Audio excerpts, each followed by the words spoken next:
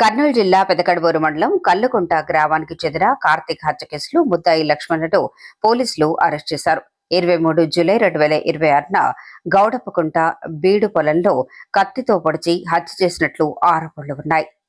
ఘటన తర్వాత పరారీలో ఉన్న ముద్దాయిని 28 జూలై 2026న నబీసాబ్ దర్గా వద్ద పోలీసులు అదుపులోకి తీసుకున్నారు. విచారణలో నేరాన్ని అంగీకరించగా హత్యకు ఉపయోగించిన కత్తిని స్వాధీనం చేసుకున్నారు.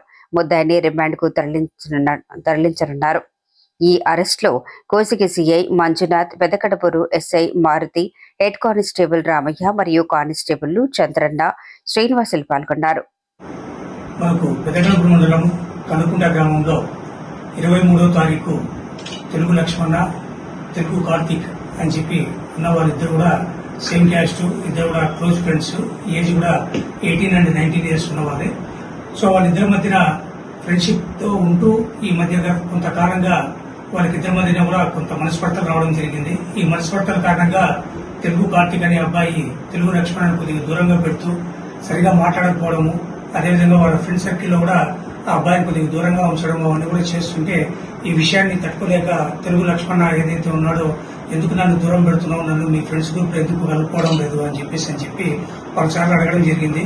సో దాని మీద కార్తీక్ ఎటువంటి సమాధానం చెప్పకపోవడంతో దాన్ని మనసులో పెట్టుకుని కక్ష పెట్టుకునేసి లక్ష్మణ 23వ తారీఖు ఈ గోడపకుంట కనుకుంట పరిసర ప్రాంతంలో ఉన్నటువంటి ఆ పొలం దగ్గర వీళ్ళు ఆవు మేపుకుంటూ ఉన్న క్రమంలో తను మనసులో పెట్టుకుని తనతో మాట్లాడడం లేదనే ఉద్దేశంతో ముందుగానే ఈ లక్ష్మణ ఒక కత్తిని పెట్టుకుని తీసుకెళ్లాడు. అక్కడికి వెళ్ళిన తర్వాత కూడా ఇదే విషయాన్ని వాళ్ళ యొక్క ఉన్నటువంటి స్నేహం గురించి అని చెప్పి ఎందుకు నన్ను దూరం పెడుతున్నావు అనే విషయం మీద వాళ్ళు మళ్ళీ దాని గురించి వాగ్వాదం జరిగింది.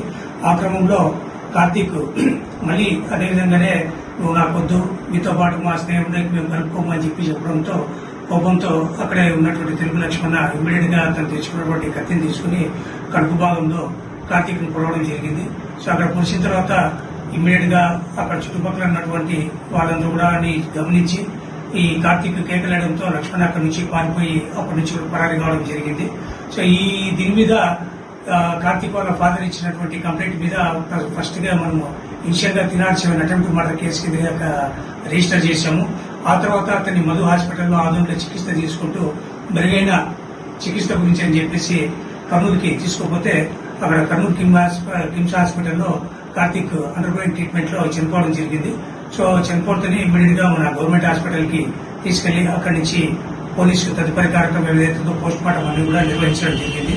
ఈ యొక్క పరారులో ఉన్నటువంటి తెలుగు లక్ష్మణ యొక్క సమాచారం ఈ రోజు మాకు తినడంతో కలుకుంట అవుట్స్కర్ట్స్ లో ఉన్నటువంటి నబీసాబ్ దర్గా దగ్గర తన సమాచారం తినడంతో పంచాయతీరాజ్ సమక్షంలో మేము ఎస్ఐ గారు మా సిబ్బంది అంతా కూడా వెళ్లి కలుకుంట ఊరి బయట ఉన్నటువంటి నబీసాబ్ దర్గా దగ్గర మన తెలుగు లక్ష్మణ్ని అరెస్ట్ చేసి అతని వద్ద నుంచి ఆ రోజు తెలుగు కార్తీక్ ను పొడిచి చంపడానికి ఉపయోగించినటువంటి కత్తిని కూడా మేము స్వాధీనం చేసుకోవడం జరిగింది.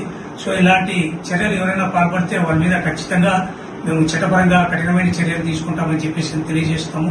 ఎటువంటి ఏదైనా ఉన్నప్పటికీ కూడా వాటి ఏదైనా ఉందంటే చిన్న వాళ్ళు మాట్లాడుకొని షార్ట్అవుట్ చేసుకోవాలి. లేదంటే ఎటువంటి ఇష్యూస్ ఏదైనా ఉందంటే కూడా పోలీస్ దృష్టికి తీసుకుని వస్తే చట్టపరంగా మేము ఏదైనా ఉంటే అవన్నీ కూడా ఏదైనా చేయడానికి అవకాశం ఉంటుంది.